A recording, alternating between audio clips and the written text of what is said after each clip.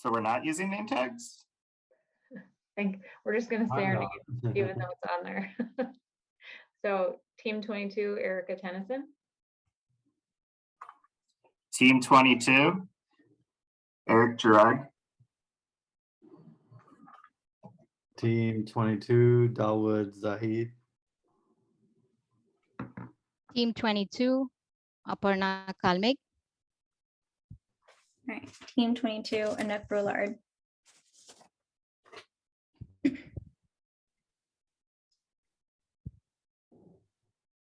All right, Dawood, and this is one of your parts. Do you see this? Yes. So my question was, what kind of company should Starbucks be? How should they be trying to diversify?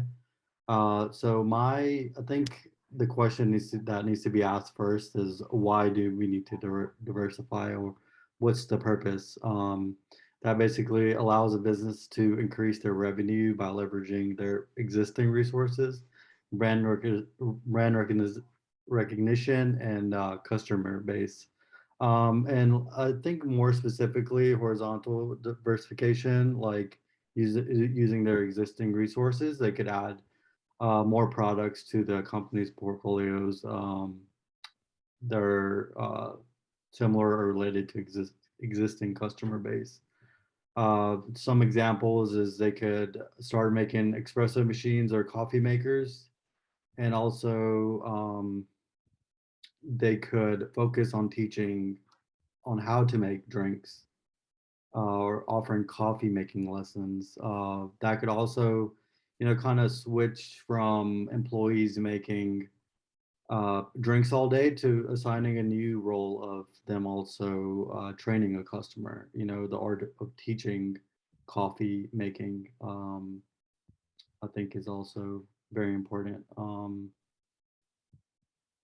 Yeah, and then we've seen diversifications between the top brands in the United States as well, with like Apple, Starbucks, of course, when they rebranded their logo here recently. Also saw them buying out another coffee shop as well in order to diversify. So I think them moving forward is very crucial to their expansion as well.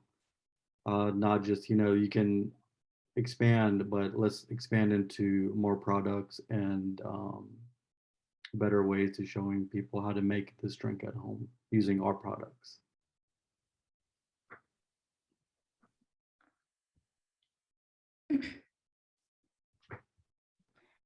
Okay. The sub part of this question one was, what kind of companies Starbucks should be looking for to acquire and why? Before going into the acquisition part, this is kind of a part of the corporate level strategy, like we read this week.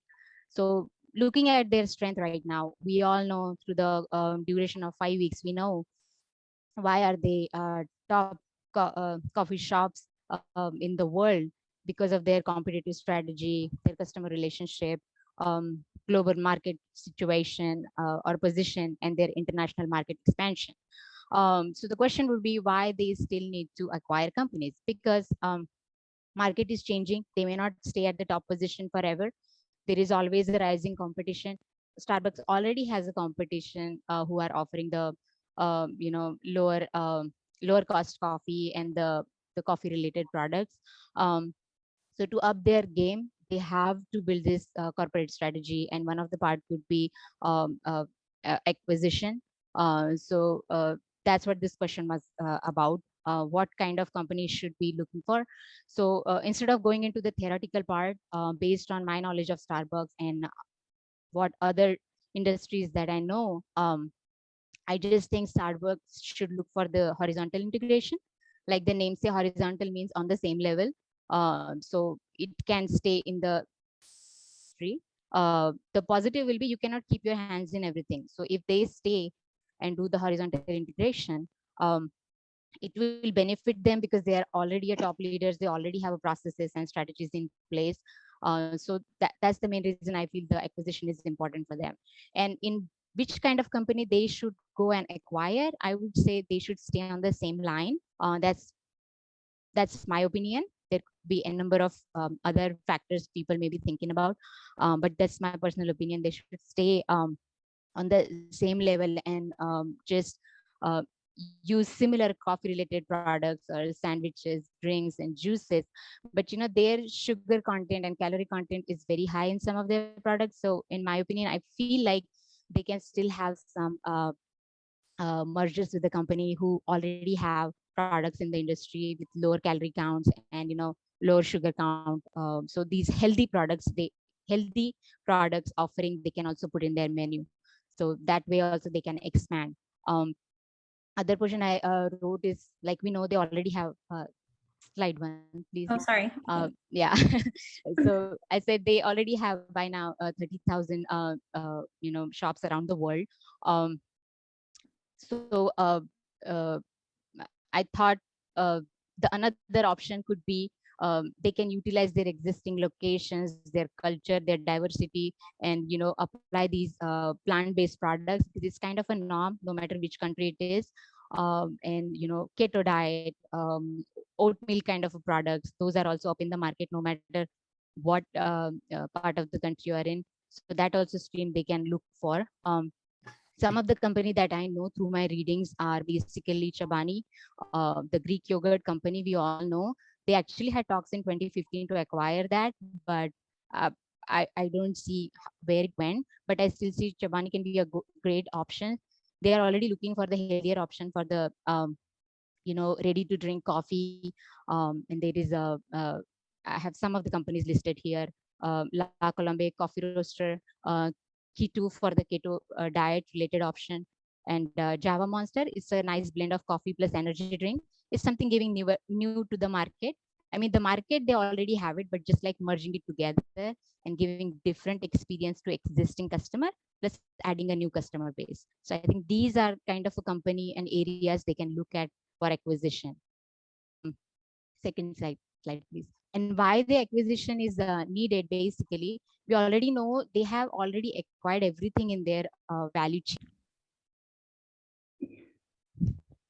So the next section was reviewing reasons functional business and corporate level strategies must align within organizations or businesses. And then it also asked the question around specifically the Starbucks case and that example.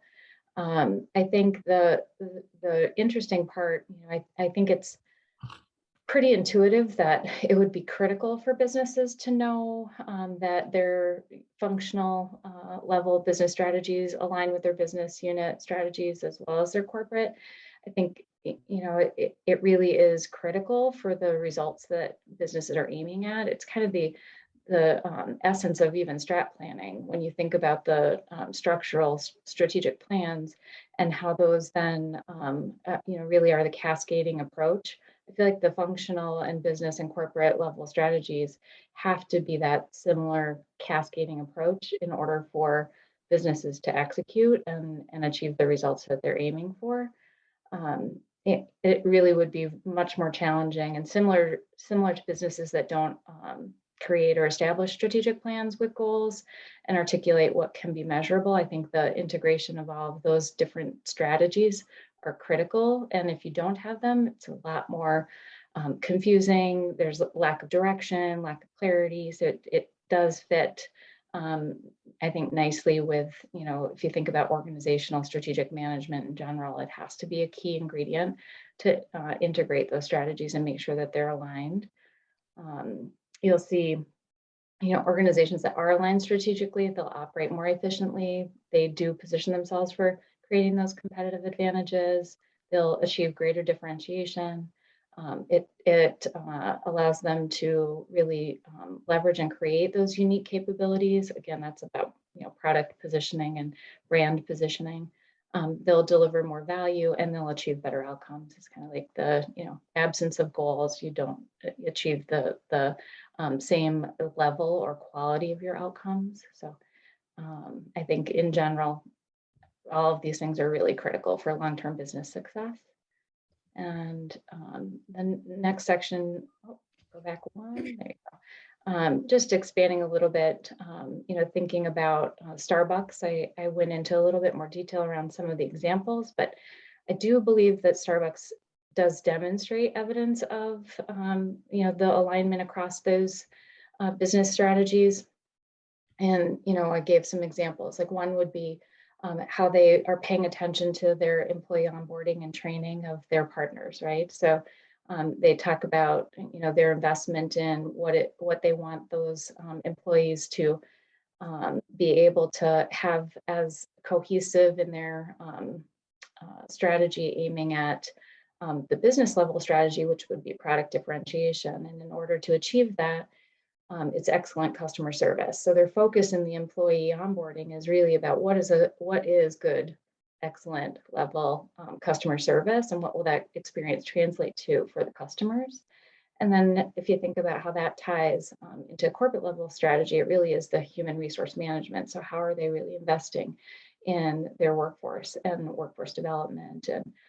And I think for Starbucks, that's just a good example of how those are integrated across and how critical they are to be aligned, so that, from top to bottom, it's being cohesively implemented and executed.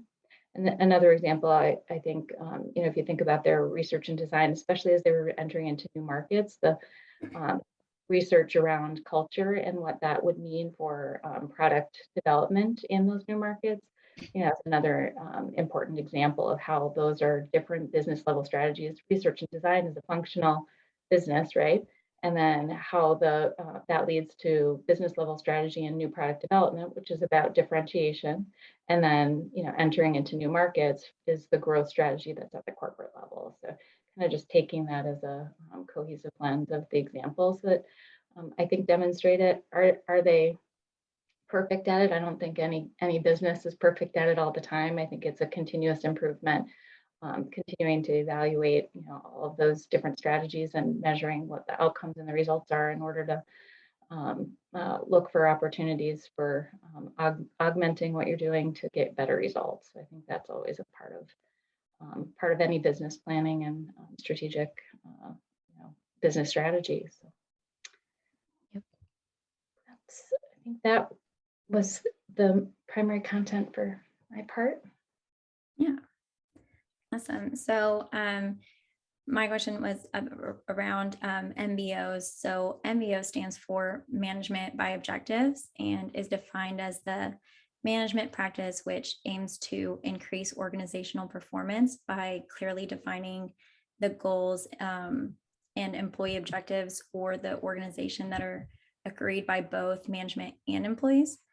I think MBO improves employee motivation by setting specific goals to their work. It also improves commitment and allows for better communication between employee and management. And then it also helps the organization to see their accomplishments as they achieve each objective, which reinforces a positive and work-friendly environment, which is always good. So how is MBO different than most other governance or management systems? The process of management by objectives focuses more on results rather than the activities involved. So I think that's how it really is mainly different. And then if we were to critique it on good and bad, I would say the positive sides, the system has a good amount of advantages. For example, employees can better themselves by being more confident and motivated, which will in turn benefit the organization through increased productivity and newfound skill sets. And then obviously there's always negatives too. So the negative side would be to succeed, the goals should be attainable and realistic, like we've seen with SMART goals. If goals are too hard to complete, it decreases employees' confidence. Setting up a goal takes up a lot of time and patience, study and experience. So it is time consuming. And then also if the manager does not have proper knowledge about MBOs and how they work, the MBO will fail. So that as well. And then my next one was about, same with MBO, it's ongoing, but several things need to occur in order for MBOs to be successful. and employees need to be invested, or well, first managers need to commit to the process. Then employees need to be invested and committed to following that process. Again, goals should be SMART, and then managers need to have enough time to dedicate to assisting employees on attaining their goals. So again, time commitment. And then the last question was, would you recommend the use of MBOs and why?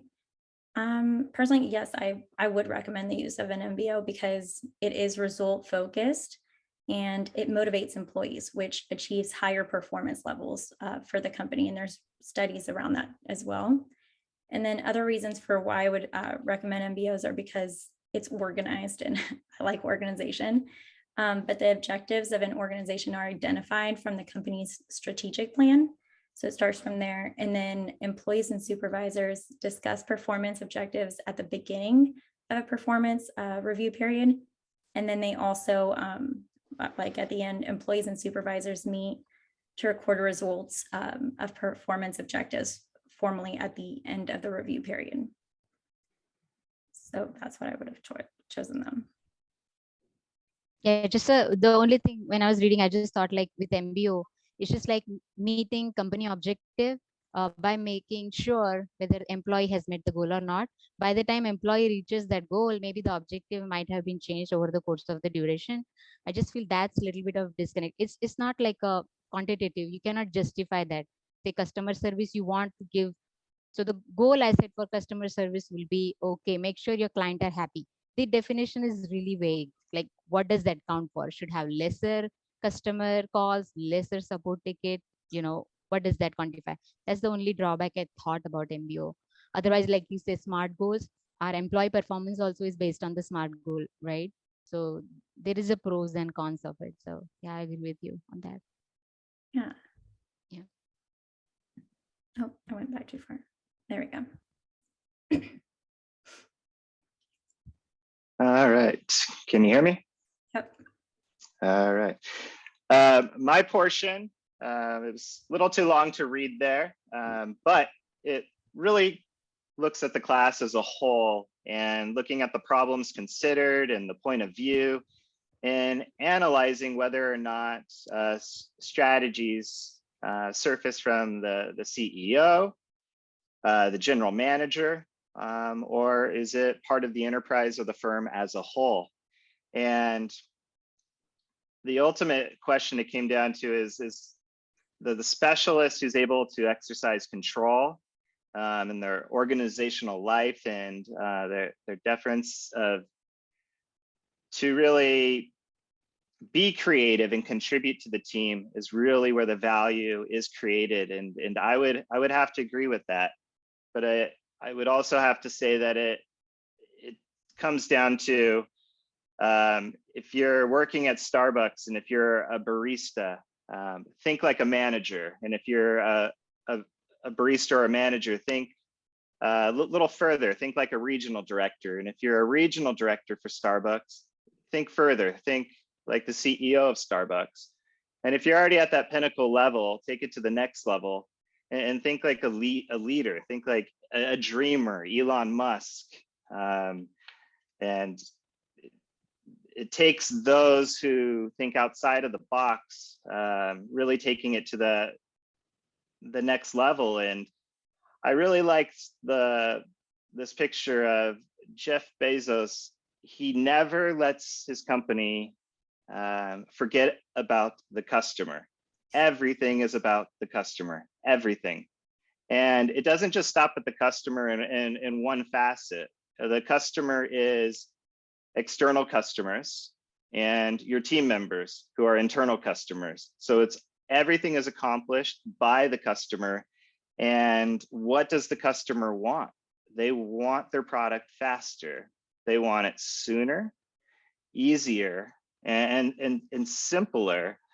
And having that kind of mindset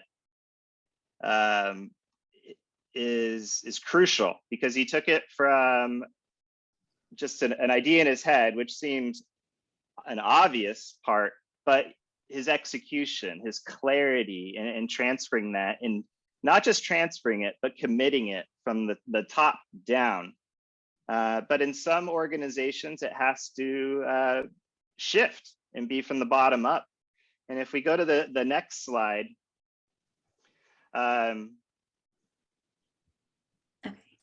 we can really see that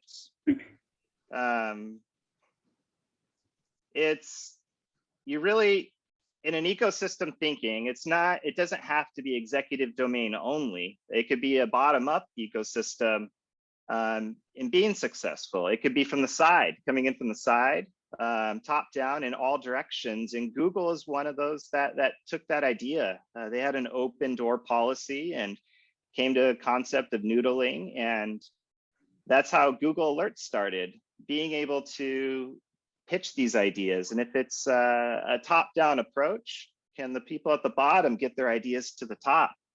And I liked providing a litmus test in here. And that was a process that shows it was a test in which a single factor could make a decisive part of success. And to be a success, you have to leave your desk. It could be a big hindrance. And I've seen those bosses who never leave their desk. But if you're not inspecting what you're expecting, things can go awry.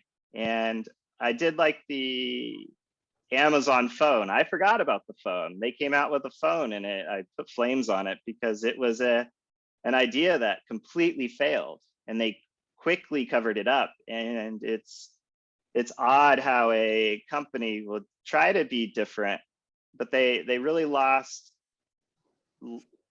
They applied too many factors, expanded and added too many characteristics in there, rather than being decisive and keeping it concise. That was an idea, but they executed it, but it doesn't always work. And there's no perfect approach to how we should go about it.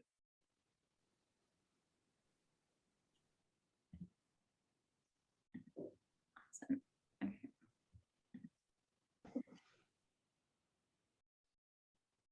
Okay. So I guess I'll do the first bullet point, I think. So what are the best aspects of this course and how can we improve upon these good aspects of the course?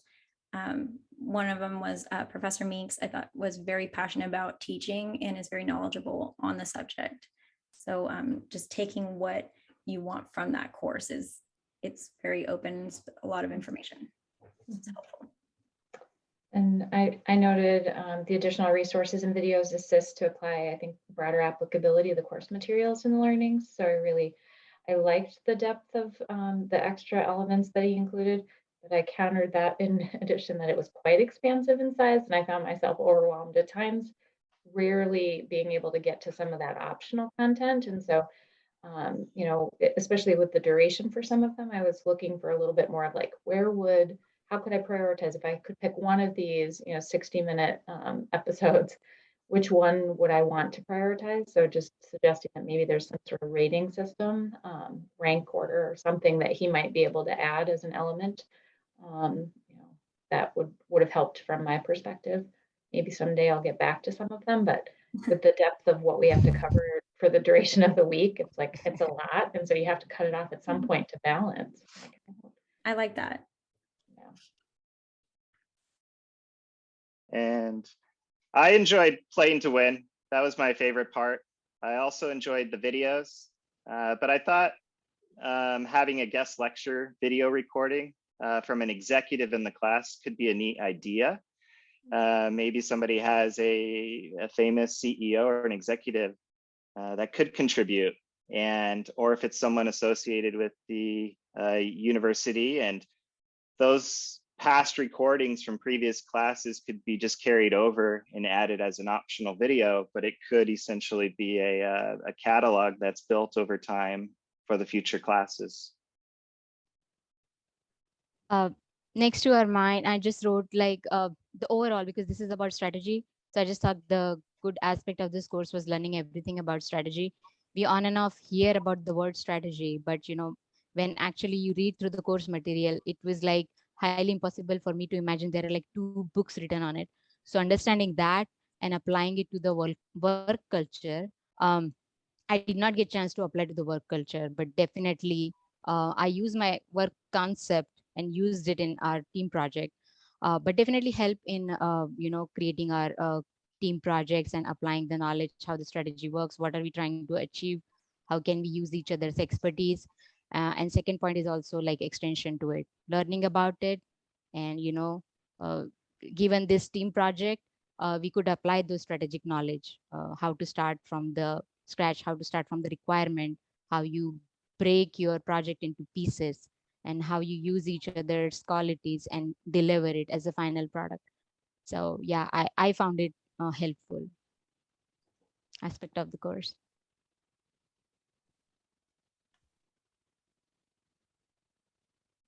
Howard, I think you're on mute. I was saying, I think the Socratic skill builder was very useful in my part. It better help me connect all the dots and um, repeat everything that was discussed in the Zoom meetings. But I also felt like it got very repetitive, very quick. But I think it's essential. Kind of um, better helps you understand it and retain the information longer. Agreed. I agree. Yeah. I am trying to move to the next one. Okay, sorry. Yeah. So what aspects of this course need the most improvement, modification, or elimination? I think there's two. Okay. We have a minute left. We do. Do we want to pause it here? Yeah, Sure. read it.